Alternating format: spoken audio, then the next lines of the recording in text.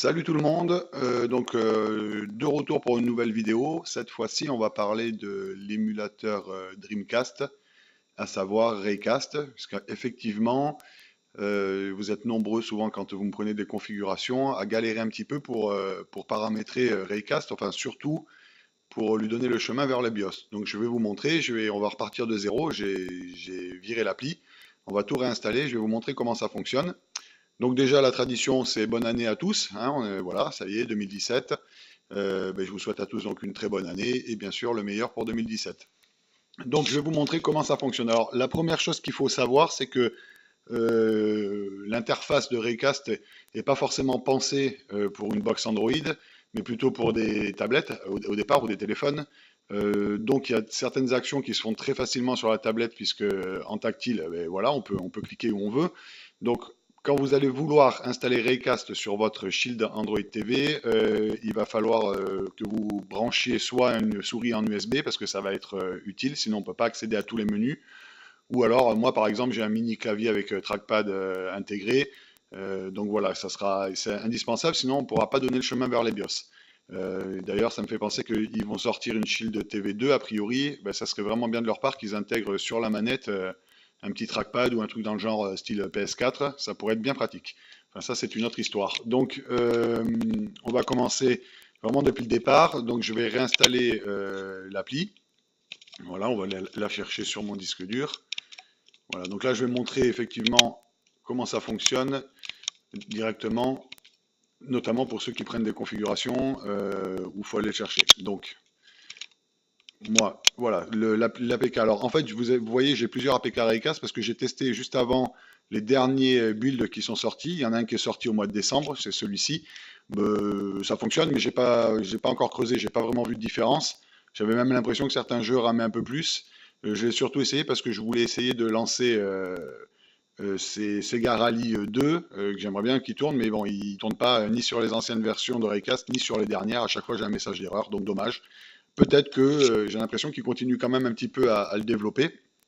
En fait, la version finalisée, celle-ci, c'est la R6. Et là, ils sont en train de travailler sur une R7.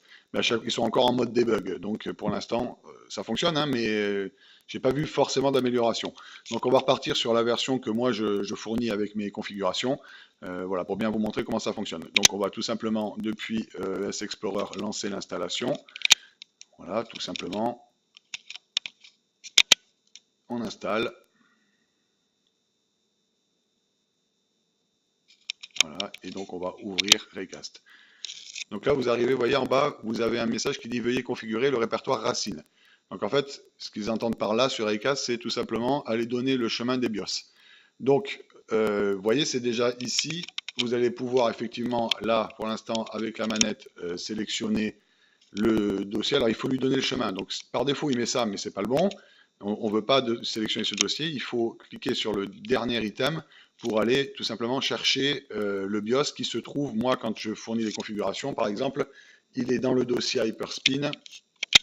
Donc, voilà. Après, moi, c'est mon chemin que je vais vous montrer, mais évidemment, si vous installez Raycast tout seul chez vous, il faudra au préalable que vous alliez chercher les BIOS. Alors, ils se trouvent facilement sur Internet, les mettre dans un dossier qui va être nommé d'une façon particulière, je vais vous le montrer, et vous pouvez le mettre où vous voulez, soit à la racine de la Shield TV, soit sur un disque dur, soit sur une clé USB, etc., etc., avec les ROM, comme vous voulez.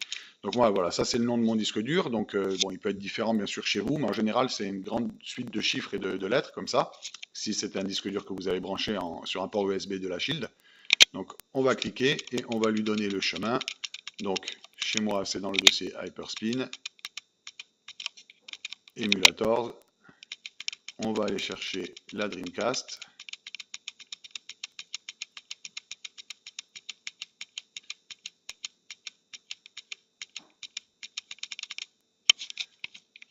Ici. Et vous voyez, quand vous arrivez dans le dossier, excusez-moi, Dreamcast qui se trouve dans mon dossier Hyperspin, j'ai créé un dossier qui s'appelle Raycast. Donc je ne sais pas, honnêtement, je ne sais plus s'il faut vraiment le nommer comme ça, parce qu'au départ c'était ce qui était demandé. Donc sur les premières builds, on va dire, de Raycast, pardon. Donc dans le doute, quand vous avez vos BIOS, vous pouvez vous créer un petit dossier que vous appelez Raycast, comme ça. Vous cliquez. À l'intérieur, il y a un dossier qui se nomme Data, et c'est à l'intérieur de ce dossier que se trouvent les BIOS. Donc on va sélectionner Data, et une fois qu'on est à l'intérieur, vous voyez en haut, ça vous met bien le chemin, Storage, le numéro de mon disque dur, Hyperspin, émulateur, Sega Dreamcast, Raycast, Data. Et très important, il faut cliquer sur sélectionner le dossier actuel. Une fois que vous avez fait ça, voilà, ça vous amène sur un menu où on vous dit que le répertoire système, voilà, emplacement du répertoire data comprenant les fichiers DC bootbin et DC flashbin qui sont en fait le BIOS. Et vous voyez en dessous, vous avez bien le chemin qui est indiqué. Au niveau du répertoire des jeux, pas besoin d'aller forcément plus loin, en tout cas quand vous utilisez Hyperspin, il a juste besoin de savoir que c'est sur le disque dur et il me l'a trouvé par défaut, de toute façon, il m'a donné le chemin. Donc, ensuite, ce que j'ai fait, vous voyez par défaut, alors c'est ici par exemple que, là j'ai fait une bêtise, alors des sauts d'image, bon c'est pas très grave, c'est ici qu'une souris va être nécessaire parce que a priori, le BIOS région, vous voyez pour l'instant, est uniquement NTSC-J, donc c'est comme si j'avais le BIOS japonais si je comprends bien. Donc c'est ici que la souris va m'être utile. Donc avec mon petit trackpad, je vais la faire apparaître. Voilà, je vais aller cliquer ici. Et là, je vais sélectionner toutes les régions en fait. Non, là c'est PAL. Oui, je sais pas trop en fait, je vous dis peut-être des bêtises. Moi, je sélectionne ici, en tout cas, et ça ne m'empêche pas de faire tourner les jeux. Donc voilà. Donc une fois qu'on a fait cette partie-là, il va rester une partie très importante maintenant, ça va être de paramétrer la manette. Puisque là, effectivement, en l'état, vous pourrez lancer un jeu, mais vous ne pourrez pas vous déplacer puisque pour l'instant, la manette n'est pas reconnue. Donc où ça se passe, vous voyez en haut à gauche de l'écran, vous avez 3 petits traits superposés. Il faut cliquer dessus et là, vous allez rentrer dans le menu de paramétrage. Et encore toujours avec la souris, puisque là, la manette, moi, j'arrive pas, en tout cas personnellement, à rentrer dans ce menu avec la manette de la Shield. Donc, c'est avec la souris que je vais cliquer sur manette. Voilà. Et là, je vais aller sur manette A. Vous voyez, il me met qu'il n'y a aucune manette sélectionnée. Et il faut cliquer, sur choisir. Et là, il va me demander d'appuyer sur un bouton, n'importe lequel de la manette. Et vous voyez, la manette NVIDIA Corporation NVIDIA donc, est reconnue. Donc là, on est bon, on a paramétré la manette, on a paramétré le BIOS. Donc a priori, si tout s'est bien passé, on va pouvoir lancer un jeu sans souci. Donc on va tester. Là, on quitte l'émulateur, on va sortir, voilà, et on va lancer Hyperspin pour voir ce que ça dit.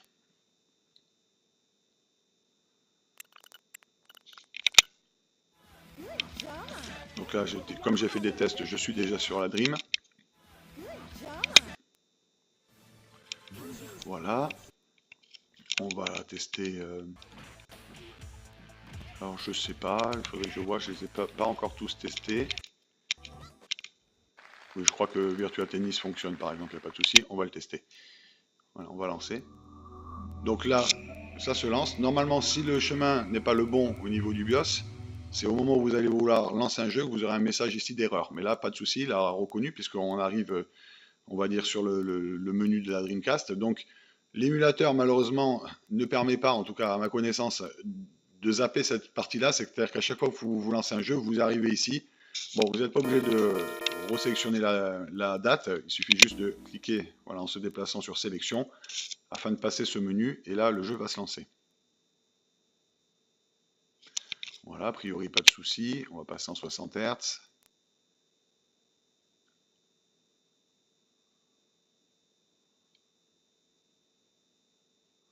Donc une fois qu'on a la technique entre guillemets pour mettre le BIOS, vous avez vu, c'est vraiment très simple. Mais c'est vrai qu'au début, c'est pas toujours évident de trouver le bon chemin.